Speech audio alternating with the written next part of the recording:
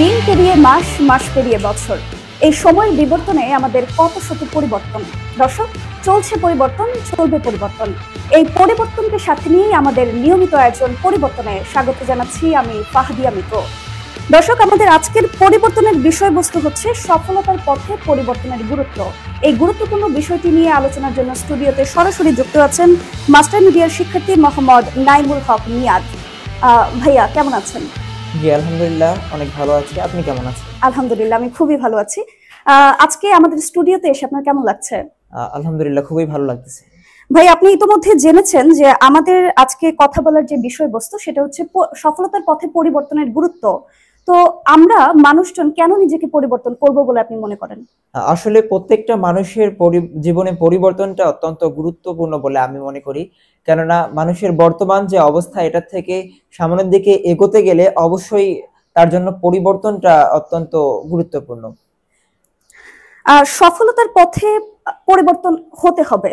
তো আমরা ইতোমধ্যে জানি যে আপনি সংবাদ উপস্থাপক হওয়ার আপ্রাণ চেষ্টা চালিয়ে যাচ্ছেন। তো ওই জন্য আপনি আসলে নিজেকে কি পরিবর্তন, এই পর্যন্ত আপনি নিজের কি পরিবর্তন করতে পেরেছেন বা আপনার আরো কি পরিবর্তন করা উচিত বলে আপনি মনে করেন? আসলে এখন পর্যন্ত আমার শুদ্ধ উচ্চারণ অনেকটাই ভালো হয়েছে বলে আমি মনে করি। তবে এখনো অনেক ঘাটতি রয়েছে। ইনশাল্লাহ এখান থেকে সেটা পূরণ হয়ে যাবে। এবং আমার যে ড্রেসের বিষয়টা, সেটাও কিন্তু আমি এখানে আসার পরে আসলে বুঝতে পেরেছি, এবং কখন কোন সময় কোন পোশাকটা পরলে আমাকে ভালো দেখাবে সেই বিষয়টা আমি জানতে পেরেছি। তো ভাই, আপনি সংবাদ উপস্থাপক হওয়ার জন্য মাস্টার মিডিয়াকে বেছে নিয়েছেন। তো এই মাস্টার মিডিয়াকে বেছে নেওয়ার কারণটা কি, সেটা যদি বলতেন। আসলে মাস্টার মিডিয়াতে আসার আগে তো অবশ্যই আমি যাচাই বাছাই করে এসেছি এখানে। বেশ কিছু জিনিস আমার ভালো লেগেছে, কেননা এখানে প্রশিক্ষণ অর্থাৎ হাতে কলমে শিক্ষার যে বিষয়গুলো, সেইগুলো কিন্তু এখানে বেশি পরিমাণে দেওয়া হয়, যেটা আমার কাছে খুবই ভালো লেগেছে। এবং এতটুকু আমি আশাতীত যে এখান থেকে আমি ভালো কিছু করতে পারবো। একটা মানুষ যখন সফলতার দ্বার প্রান্তে পৌঁছাতে চায়, তখন শুধুমাত্র যে সে তার লুকে পরিবর্তন করেই যে সে সফল হয়ে যাবে, ব্যাপারটা তো তেমন নয়। শুধুমাত্র লুক ছাড়াও আর কি বিষয়ে পরিবর্তন আসলে মানুষ নিজেকে করতে পারে?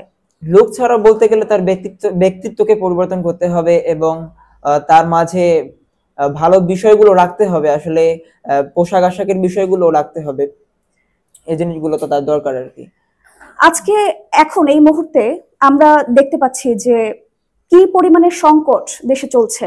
জায়গায় জায়গায় চুরি, ডাকাতি, ছিনতাই, এগুলোর কবলে কিন্তু মানুষ আগেও পড়েছে, কিন্তু এখন অনেক বেশি পড়েছে।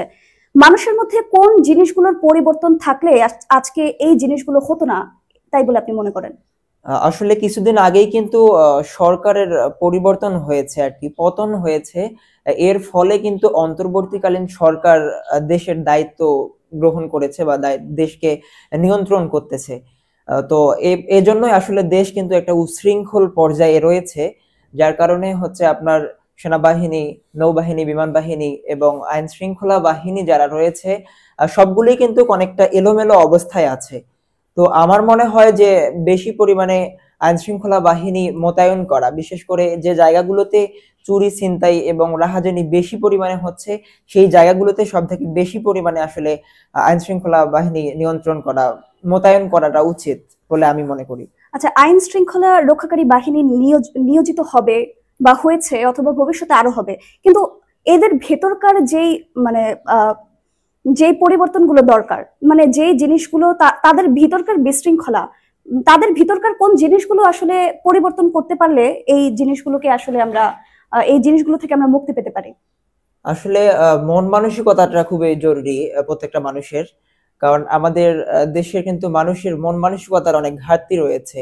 কারণ আমরা সদ্য যেগুলো দেখতেছি, আসলে মানুষ মানুষকে যেভাবে কুপিয়ে বা যেভাবে নৃশংসভাবে এই চুরি, ছিনতাই এগুলো করতেছে, আমরা কিন্তু মানুষ হিসেবে মানুষের এভাবে ক্ষতি করতে পারি না, যেটা নিজের মানবিকতা থেকে ভাবলে আসলে ঠিক না। তাই আমাদের মানবিকতাটা বা মানসিক যে বুঝটা, এটা খুবই জরুরি। এটা যে শুধুমাত্র আইন শৃঙ্খলা রক্ষাকারী বাহিনীর মধ্যে থাকা উচিত বিষয়টা তা না, আমরা যারা সাধারণ মানুষ তাদের মধ্যেও আসলে এই মন মানসিকতার পরিবর্তনটা অনেক বেশি জরুরি। যদি আজকে আমাদের মন মানসিকতার পরিবর্তন হতো, তাহলে হয়তো আজকে যারা চুরি করছেন, ছিনতাই করছেন, ডাকাতি করছেন, তাদের এই মন মানসিকতার পরিবর্তন যদি হতো, তারা যদি ভাবতো যে আমরা আসলে দেশের মানুষের এবং সর্বোপরি দেশের ক্ষতি না করি, তাদের এই মন মানসিকতার পরিবর্তন যদি হতো, তাহলে আজকে হয়তো বা এই সংকটে আমাদের পড়তে হতো না। তো আজকে আমরা স্টুডিওতে আছি এবং স্টুডিওতে আমাদের সাথে আছেন মাস্টার মিডিয়ার শিক্ষার্থী মোহাম্মদ নাইমুল হক মিয়াদ। আমরা তার সাথে কথা বলছিলাম সফলতার পথে পরিবর্তনের গুরুত্ব নিয়ে। দর্শক, আমরা দেখতে দেখতে একেবারে শেষ পর্যায়ে চলে এসেছি। তো ভাই, আপনার যদি দর্শকদের উদ্দেশ্যে কিছু বলার থাকে তাহলে। দর্শকদের উদ্দেশ্যে যদি বলতে যাই, তাহলে আসলে পরিবর্তনের যে বিষয়টা, আপনারা সবাই নিজেদেরকে পরিবর্তন করবেন। পরিবর্তন করতে হলে আসলে নিজেকে ভালো জায়গায় দাঁড় করাতে গেলে আসলে পরিবর্তনের কোনো বিকল্প নেই। সেজন্য আসলে নিজেদেরকে পরিবর্তন করার চেষ্টা সর্বদা করবেন। দর্শক, ভাইয়া যেমনটা বললো সেটার সাথে আমি পুরোপুরি একমত।